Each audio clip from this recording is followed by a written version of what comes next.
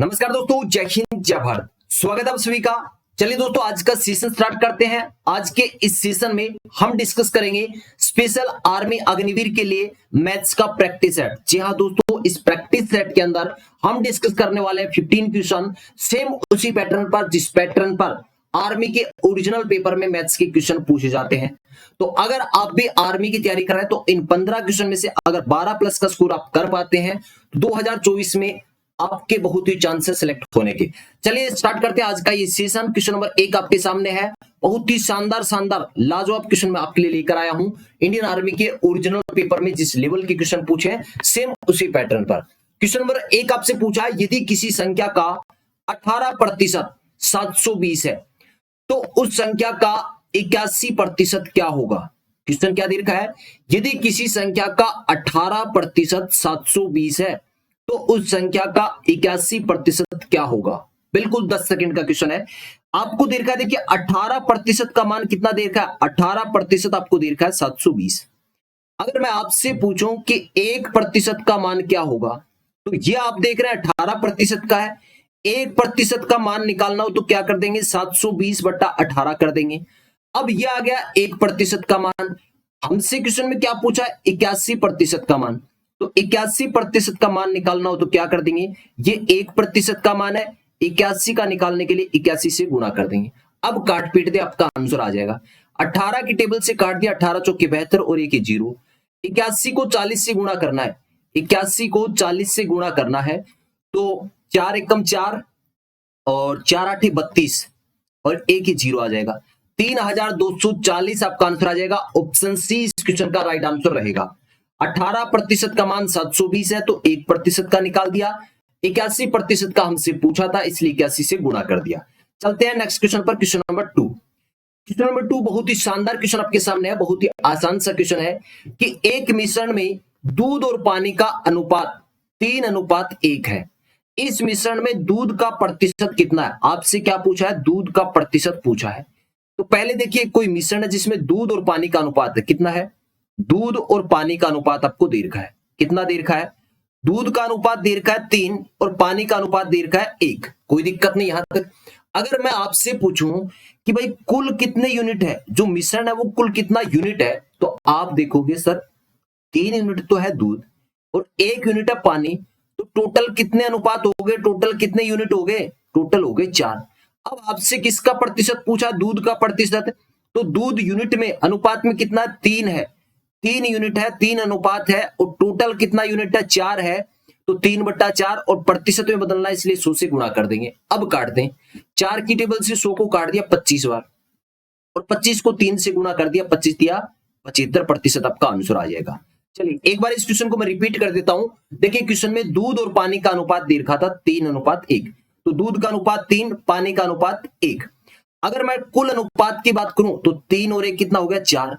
अब यहां आपसे पूछा है दूध का प्रतिशत, तो दूध कितना यूनिट है, 3 यूनिट है और टोटल कितना है, 3 यूनिट है, टोटल कितने का, 4 का, तो बट्टे में 4 आ गया। प्रतिशत के लिए हमने 100 से गुणा कर दिया। नेक्स्ट क्वेश्चन डिस्कस करते हैं, क्वेश्चन नंबर 3। बहुत ही शानदार क्वेश्चन। इस क्वेश्चन का आंसर मुझे कमेंट में चाहिए। 10 सेकंड का मैं आपको समय दे रहा हूं कि 2 अंकों की सबसे छोटी पूर्ण घन संख्या क्या है। और इस क्वेश्चन में आप क्या करते हैं भाई, पढ़ने में मिस्टेक करते हो, पूरा इस क्वेश्चन को नहीं पढ़ते हो और जल्दीबाजी में ऑप्शन लगा देते हो। ऐसा नहीं करना भाई। 2 अंकों की सबसे छोटी पूर्ण घन संख्या पूछा आपसे, तो घन संख्या क्या होती है, जैसे 1 की घन संख्या क्या होगी, मतलब 1 को 3 बार गुणा करना है तो कितना हो जाएगा 1। 2 को 3 बार गुणा करेंगे मतलब 2 गुणा 2 करेंगे तो 2 दूनी 4, 4 दूनी 8, मतलब 2 की घन संख्या 8 है। 3 की घन संख्या कितनी हो जाएगी, 27 हो जाएगी, क्योंकि 3 को 3 बार गुणा करेंगे। 3 गुणा 3 गुणा 3, तो 3 तिया 9, 9 तिया 27। तो आप देख रहे हैं 2 अंकों की सबसे छोटी घन संख्या, पूर्ण घन संख्या कौन सी है, 27 है। तो इसका आंसर क्या रहेगा, ऑप्शन बी रहेगा। 2 अंकों की सबसे छोटी पूर्ण घन संख्या क्या होगी, 27। नेक्स्ट क्वेश्चन डिस्कस करते हैं, क्वेश्चन नंबर 4। अच्छा क्वेश्चन भाई, थोड़ा सा देखना इसमें। यदि क्रय मूल्य 80 रुपए है, ऊपरी व्यय 20 रुपए है और विक्रय मूल्य 120 रुपए है, तो लाभ प्रतिशत क्या होगा। लाभ प्रतिशत आपसे पूछा है। इस क्वेश्चन में देखिए क्रय मूल्य कितना दे रखा है आपको, 80 रुपए।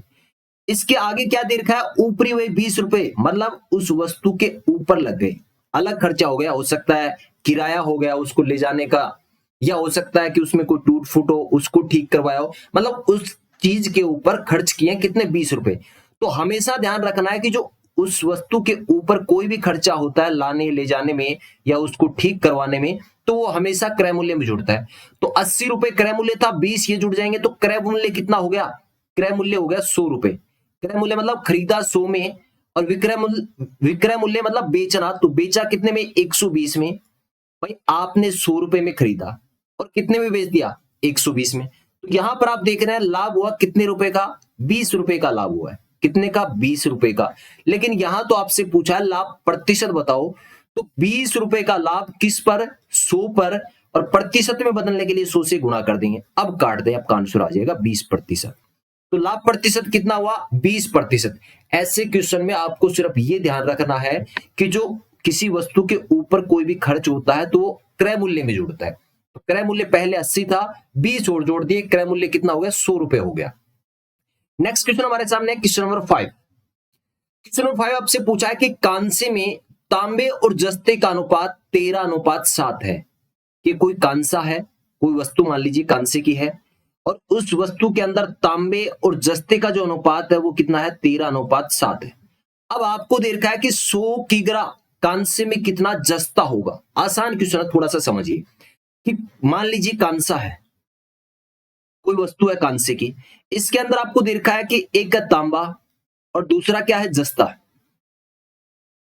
तो तांबे का अनुपात कितना दे रखा है, 13 दे रखा है, और जस्ते का अनुपात कितना दे रखा है, 7 दे रखा है।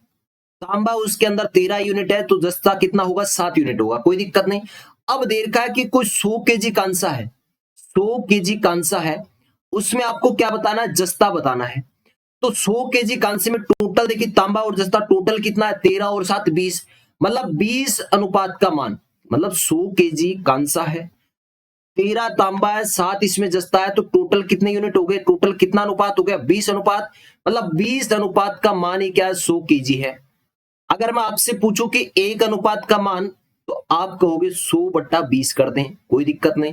यहां आपसे पूछा है जस्ता कितना है, तो जस्ते का अनुपात कितना है, 7, मतलब 7 अनुपात का मान निकालना है।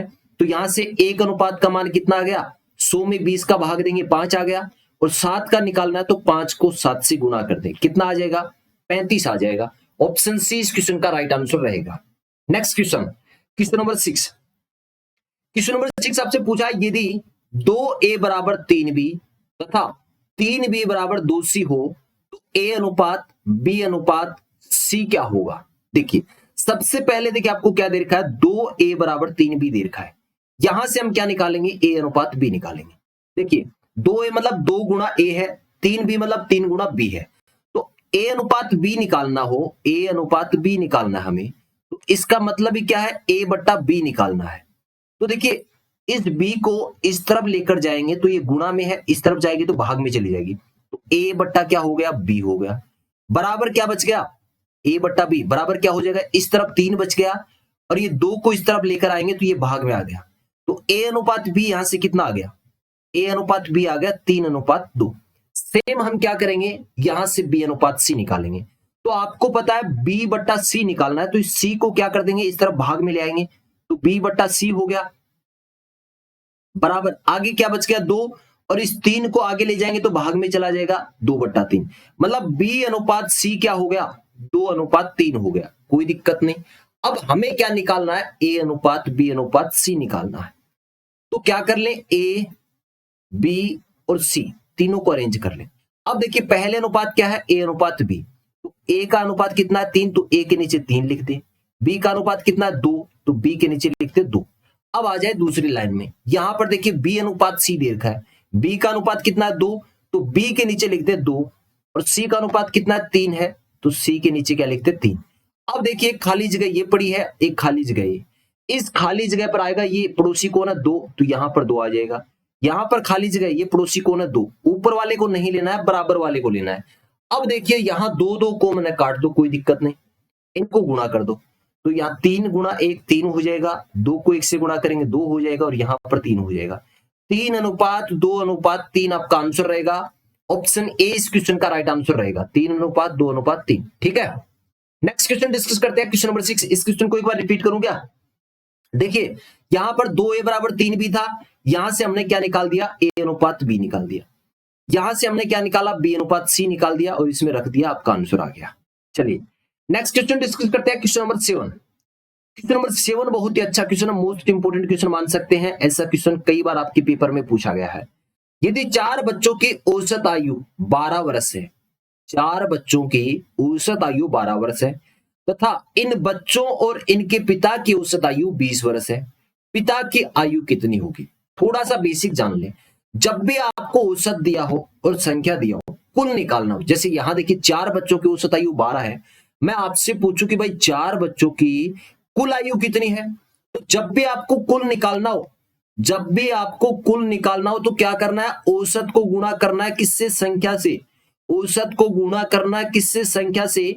तो देखिए मैं 4 बच्चों की कुल आयु अगर आपसे पूछूं तो आप कहोगे 12 वर्ष इनका औसत है, संख्या इनकी 4 है, तो 12 गुणा क्या कर देंगे, 4 कर देंगे, 12 चौके कितना हो गया, 48 वर्ष हो गया। कोई दिक्कत नहीं, मतलब 4 बच्चों की जो कुल आयु है, 4 बच्चों की जो कुल आयु है वो कितने आ गए, 48 वर्ष।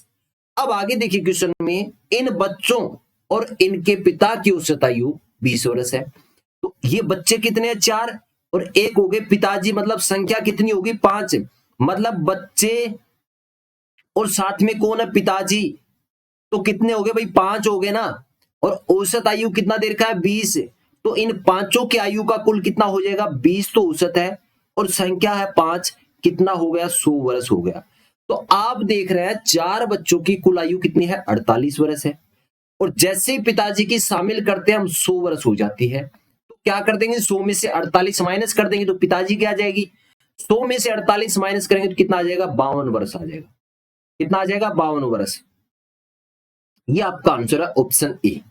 Next question, question number 8। Question number 8 बहुत ही अच्छा क्वेश्चन, और आप 10 सेकंड में इस क्वेश्चन को कर सकते हो, आपको पता है, लेकिन इस क्वेश्चन को देख के आप घबरा रहे हैं। दो संख्याओं के लय मतलब लघुत्तम समापरिवर्तक एवं मैं से महत्तम समापरिवर्तक का गुणनफल 24 है, दोनों संख्याओं का अंतर 2 है, वह संख्या ज्ञात कीजिए। मतलब वो दोनों संख्या आपको बताना है। आप जानते हैं या नहीं जानते एक आइडेंटिटी कि पहली संख्या गुणा दूसरी संख्या बराबर किसके होता है, तो आप कहोगे सर एलसीएम गुणा एचसीएफ होता है। इस चीज को आपने बार बार पढ़ा है कि पहली संख्या गुणा दूसरी संख्या बराबर होता है किसके, एलसीएम गुणा एचसीएफ, मतलब लैसे गुणा मैसे होता है। कोई दिक्कत नहीं। यहां पर देखिए आपको लैसे और मैसे का गुणनफल कितना दे रखा है, 24। तो क्या हम बोल सकते हैं क्या कि दोनों संख्या का जो गुणनफल है वो कितना होगा, 24 होगा? जी बिल्कुल बोल सकते हैं। अब एक बार आप ऑप्शन चेक कर लें, दोनों संख्या आपसे पूछा ना, तो दोनों संख्या यहां पर दी हुई है, कौन सी ऐसी दो संख्या है जिनका गुणनफल 24 है। तो यहां देख रहे हैं 8 6 के 48, मतलब ये ऑप्शन नहीं हो सकता। 10 को 8 से करेंगे 80, मतलब ये भी नहीं हो सकता। 4 को 2 से करेंगे 8, ये भी नहीं हो सकता। तो बच गया क्या, ऑप्शन डी। 6 को 4 से करेंगे 24 आ रहा है, बिल्कुल आ रहा है। तो ये आपका बिल्कुल ही सिंपल तरीका है। इसके अलावा आप मेथड से भी कर सकते हैं। दोनों संख्या का अंतर कितना दे रखा है, 2, मतलब दो संख्या हमने मान ली, एक ए है दूसरी बी है, तो दोनों संख्या का अंतर कितना दे रखा है, 2 दे रखा है। ए माइनस बी बराबर कितना है, 2 है। क्या हम इससे ए प्लस बी निकाल सकते हैं, बिल्कुल निकाल सकते हैं। ए प्लस बी, तो ए प्लस बी का होल स्क्वायर क्या होता है, तो मैं क्या लिख सकता हूं क्या कि ए माइनस बी का होल स्क्वायर प्लस क्या कर सकता हूं, 4ab। तो यहां पर देखिए ए बी का मान कितना है, ए गुणा बी कितना है, 24 रख देंगे। ए माइनस बी का मतलब 2 का स्क्वायर कर देंगे 4, तो यहां से क्या आ जाएगा, ए प्लस बी निकाल देंगे। अब दो आइडेंटिटी हमारे पास आ जाएंगे, ए माइनस बी और ए प्लस बी। ठीक है, इसको दोनों को सोल्व कर लेना, ए और बी का मान आ जाएगा। लेकिन आप सिंपल कर सकते हैं, एलसीएम एचसीएफ का गुणा दे रखा है, मतलब दोनों संख्या का गुणनफल है। यहां ऑप्शन में चेक कर लेना, आपका आंसर मिल ही जाएगा आपको। नेक्स्ट क्वेश्चन डिस्कस करते हैं, क्वेश्चन नंबर 9। क्वेश्चन नंबर 9 आपको दे रखा है, एक वस्तु के अंकित मूल्य पर 5% की छूट देकर 950 रुपए में बेची जाती है, वस्तु का अंकित मूल्य कितना है। देखिए वस्तु का अंकित मूल्य पूछा है, मतलब ये अपने आप में क्या है, 100% है। कोई भी वस्तु का मूल्य अपने आप में क्या होता है, 100% होता है। आप देखिए यहां पर क्या दे रखा है कि अंकित मूल्य पर 5% की छूट दी है। तो अंकित मूल्य अपने आप में 100% है। भाई मैं आपको किसी मूल्य पर 5 की छूट दे देता हूं, 5% की, तो पीछे जो बचेगा वो कितने प्रतिशत बचेगा? कोई भी मूल्य अपने आप में है 100%। मैंने उस पर आपको दे दी 5% की छूट, तो पीछे जो मूल्य बचा है वो कितने प्रतिशत बचा? तो आप कहोगे सर 95%। बिल्कुल यही समझना है। तो पीछे मूल्य बच गया 5% की छूट देने के बाद 950, मतलब 95% का मान ही क्या है? 950 रुपए है। 1% का मान अगर आपसे पूछूं तो आप कहोगे 950 बट्टा 95, और हमें चाहिए अंकित मूल्य, मतलब 100% का मान चाहिए। तो 1% का मान ये है, तो 100 का निकालने के लिए 100 से गुणा कर देंगे। अब काट दें, 95 की टेबल से काट दिया 10 बार, और 10 को 100 से गुणा करेंगे तो कितना आ जाएगा? 1000 रुपए आपका आंसर आ जाएगा। कितना आ जाएगा? 1000 रुपए। ऑप्शन बी इस क्वेश्चन का राइट आंसर रहेगा। Next question, question number 3, most important question, बहुत ही शानदार शानदार क्वेश्चन मैं आपके लिए लेकर आया हूं भाई। दिखने में आपको ये हाई लेवल के क्वेश्चन लग सकते हैं, लेकिन ये क्वेश्चन बहुत ही आसान है। मतलब मेरा ये मानना है कि इस सेशन के अंदर आप बहुत कुछ सीख के जाओगे। बहुत सारे टाइप के क्वेश्चन आप सीख के जाने वाले हैं। चलिए, क्वेश्चन नंबर 3 आपसे पूछा है, यदि मूलधन और 5 वर्षों के ब्याज का अनुपात 10:3 है, तो ब्याज की दर क्या है? देखिए क्वेश्चन बहुत ही आसान है, सब कुछ दिया हुआ है, कैलकुलेशन भी बहुत ही आसान है। सबसे पहले देखिए पूछा क्या? दर पूछा ना आपसे। दर का फॉर्मूला क्या होता है? दर का फॉर्मूला क्या होता है? रेट बराबर क्या होता है? साधारण ब्याज गुणा 100 करते हो आप, भाग में क्या करते हो? मूलधन गुणा समय करते हो, कोई दिक्कत नहीं। अब देखिए यहां पर दे क्या रखा है? यहां पर दे रखा है मूलधन और 5 वर्षों के ब्याज का अनुपात। मतलब आपको दे रखा है एक तो मूलधन, और अनुपात किसका दे रखा है? मूलधन और ब्याज का अनुपात दे रखा है 10:3। मतलब मूलधन कितना आपका 3 है, ब्याज कितना है? सॉरी, मूलधन कितना है? 10 है, ब्याज कितना है? 3 है। अब देखिए यहां पर रेट आपको निकालना है, दर निकालना है, साधारण ब्याज गुणा 100। तो साधारण ब्याज कितना मान लेंगे हम? 3 मान लेंगे, मतलब 3 यूनिट मान लेंगे। 3 गुणा 100 भाग में मूलधन कितना है? 10 यूनिट, 10:, गुणा समय, समय कितना देर का है? 5 वर्ष, 5। अब काट दे, 0 से 0 काट दिया, 5 की टेबल से इस 10 को काट दिया 2 बार, और 3 को 2 से गुणा करेंगे, 6% आपका आंसर। बिल्कुल आसान था, कुछ भी नहीं है। एक बार रिपीट कर देता हूं, मूलधन और 5 वर्षों के ब्याज का अनुपात दे रखा है। मतलब ये क्या है? मूलधन है, और ये क्या है? ब्याज का। तो मूलधन कितना मान लेंगे? 10 मान लेंगे, ब्याज कितना मान लेंगे? 3। रेट आपको निकालना है, समय 5 वर्ष दे रखा है। ठीक है, आगे बढ़ते हैं। क्वेश्चन नंबर 11, क्वेश्चन नंबर 11 आपसे पूछा है, किसी गांव की नहर 24 ग्रामवासियों द्वारा 12 दिन में साफ की जा सकती है।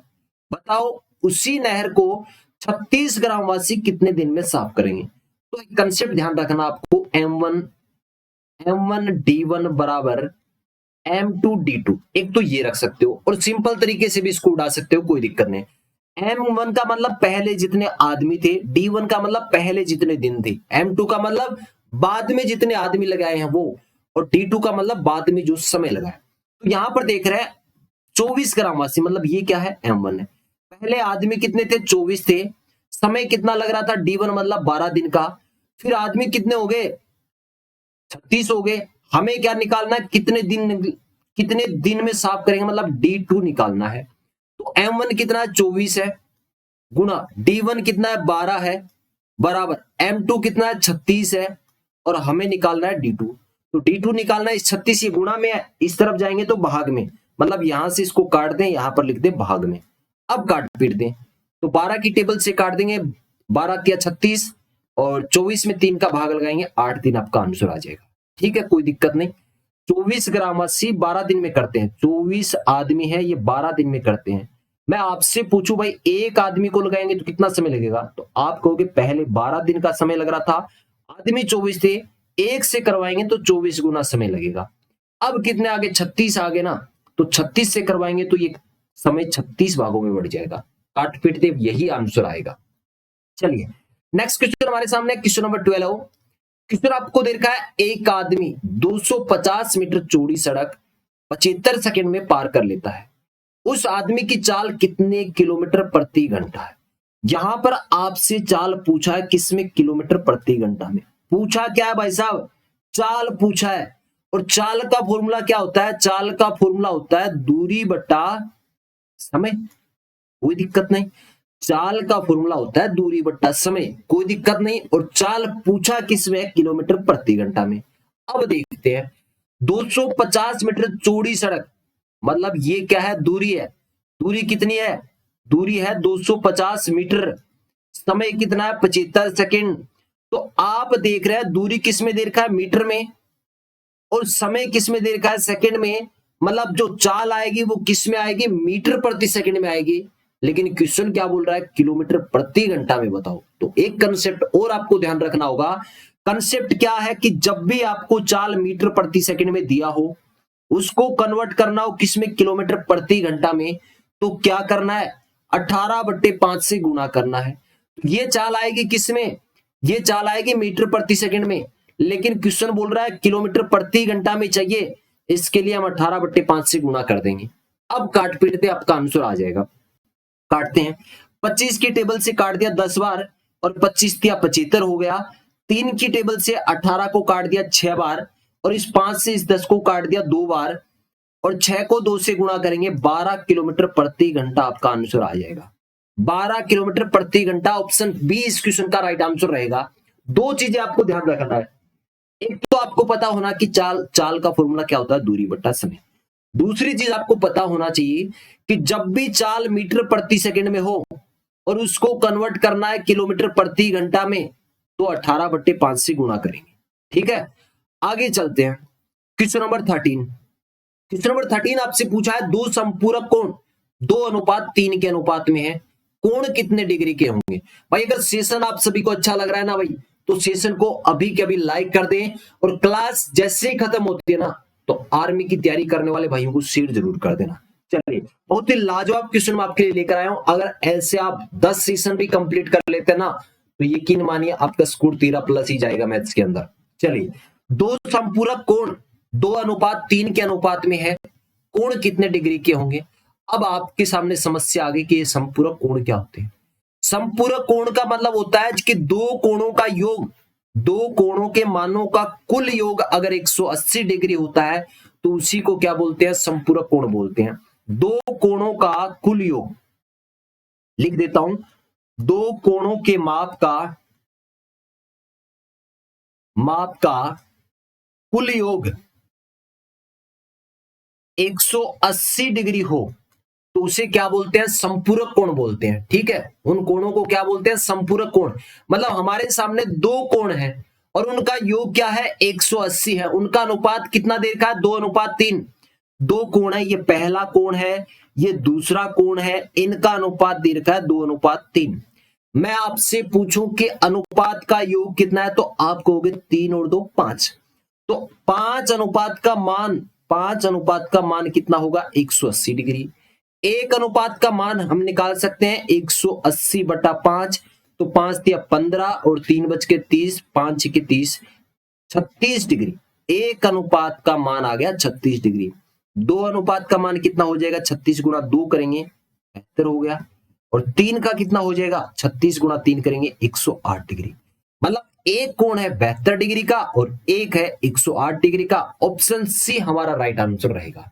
संपूरक कोण मतलब दो कोणों के मापों का योग अगर 180 होता है, तो उन कोणों को संपूरक कोण बोलते हैं, सप्लीमेंट्री एंगल बोलते हैं। Next question, question number 14। Session का सेकंड लास्ट क्वेश्चन आपके सामने है और बहुत ही शानदार क्वेश्चन। एक आयत की लंबाई और चौड़ाई दुगुनी कर दी जाए तो क्षेत्रफल में कितने प्रतिशत की वृद्धि होगी। पहली चीज तो आपको पता होना चाहिए कि आयत के क्षेत्रफल का फॉर्मूला क्या होता है। आपके पेपर में डायरेक्ट पूछा जा सकता है। तो क्षेत्रफल निकालने का फॉर्मूला होता है लंबाई गुणा चौड़ाई। कोई दिक्कत नहीं, आगे बढ़ते हैं। क्वेश्चन बोल रहा है कि एक आयत की लंबाई और चौड़ाई दुगुनी कर दी जाए तो क्षेत्रफल में, मतलब एक आयत की लंबाई और चौड़ाई, मान लीजिए कि पहले आयत और चौड़ाई की जो लंबाई थी वो 1 यूनिट थी और चौड़ाई 1 यूनिट थी। लंबाई भी 1 था, चौड़ाई भी 1 था। अब ये बोल रहा है दुगुनी कर दी जाए। दुगुनी का मतलब पहले 1 था तो हम 2 कर दें, यहां भी 1 था 2 कर दें। तो पहले क्षेत्रफल आपसे पूछूं कि भाई जो पहले लंबाई 1 थी, चौड़ाई 1 थी, तो क्षेत्रफल कितना होगा। लंबाई गुणा चौड़ाई मतलब 1 को 1 से गुणा करेंगे 1 हो गया। अब क्षेत्रफल, जैसे हमने लंबाई और चौड़ाई को दुगुनी कर दिया तो क्षेत्रफल कितना होगा, तो लंबाई तो दुगुनी करने के बाद 2 हो गई, चौड़ाई भी 2 हो गई, इन दोनों को गुणा कर देंगे 2 दूनी 4। तो आप देख रहे हैं पहले क्षेत्रफल था 1 यूनिट, अब क्षेत्रफल हो गया 4 यूनिट, मतलब कितना बढ़ा, तो आप कहोगे सर 3 बढ़ा है। 3 बढ़ा, लेकिन इसने तो पूछा है कितने प्रतिशत बढ़ा, तो आपको पता है 3 तो बढ़ गया, लेकिन किस पर बढ़ा, 1 पर, और प्रतिशत के लिए हम क्या करेंगे 100 से गुणा कर देंगे, तो काट पीटेंगे तो क्या आएगा 300% हमारा आंसर आ जाएगा। कितना आ जाएगा 300%।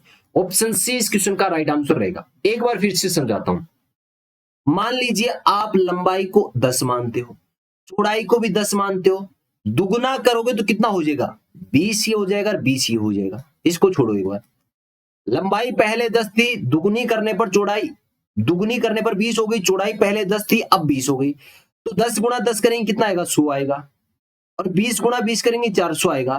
तो आप देख रहे हैं क्षेत्रफल कितना बढ़ रहा है 300 बढ़ रहा है, किस पर 100 पर, और प्रतिशत के लिए क्या कर देंगे 100 से गुणा, आंसर तो वही आना या नहीं आना, 300% ही आपका आंसर आएगा। ठीक है, नेक्स्ट क्वेश्चन डिस्कस करते हैं। इस सीजन का लास्ट क्वेश्चन आपके सामने और बहुत ही आसान सा क्वेश्चन पूछा है कि 15 बजे एक घड़ी के घंटे और मिनट की सुई के बीच का कोण होता है। तो 15 बजे का मतलब 3 बजे, 12 और 3 15 होते हैं, तो 15 बजे का मतलब 3 बजे। तो आप जानते हैं ये घड़ी है, और घड़ी में 3 बजे घंटे का जो सुइया है वो कहां होगा, यहां पर होगा, और मिनट की सुई कहां पर होगी, यहां पर। और ये कोण आप सभी जानते हैं कितने डिग्री का बनता है, 90 डिग्री का। तो ऑप्शन बी इस क्वेश्चन का राइट आंसर हो जाएगा। तो दोस्तों आज का ये सेशन आपको कैसा लगा, अगर सेशन आपने लास्ट तक देखा है तो आपको मजा आया होगा इस सेशन में, क्योंकि इस सेशन में बहुत ही शानदार शानदार क्वेश्चन मैंने इंक्लूड किए हैं। उम्मीद करता हूं भाई सेशन आप सभी को बहुत ही अच्छा लगा होगा। सेशन अच्छा लगा है तो जाते जाते सभी भाई लाइक कर जाएं, और सेशन को आर्मी की तैयारी करने वाले हर भाई तक शेयर करें। अगर व्हाट्सएप ग्रुप में आपको जुड़ना है तो ये व्हाट्सएप नंबर है 7300133100, इस नंबर पर आप मैसेज कर दें। टेलीग्राम पर जुड़ने के लिए आपको टेलीग्राम पर सर्च करना है जग्गू भाई जी डिफेंस अकेडमी, ग्रुप मिल जाएगा, उसको ज्वाइन कर लेना। मिलते हैं भाई एक नेक्स्ट सेशन में एक जोश और जुनून के साथ। जय हिंद, जय भारत।